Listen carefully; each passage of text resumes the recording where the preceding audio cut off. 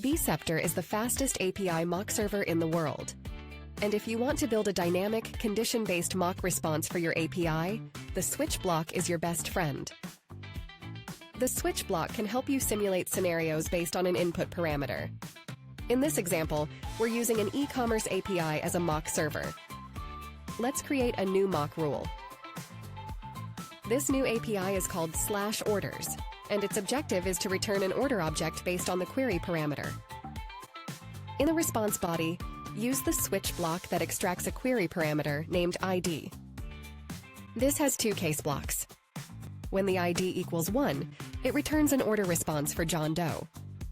When the ID equals 2, it returns the order details for Jane Smith. If none of these two match, it defaults to an order for a default customer. Next, ensure you enable Dynamic Mock Responses checkbox and save this rule. Once saved, copy the endpoint URL and use this in the code. For this tutorial, we will use Bruno, a REST API client. By passing order ID as 1, we get John's order. Passing order ID as 2 returns Jane's order, and any unknown order ID defaults to a dummy order details. Meanwhile, on the Bceptor dashboard, you can see all 3 requests have come in. You can inspect all 3 request response pairs here: the default response and 2 specific cases for the given order ID.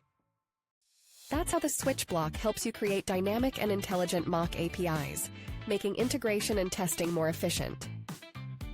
Give it a try and see the difference it can make.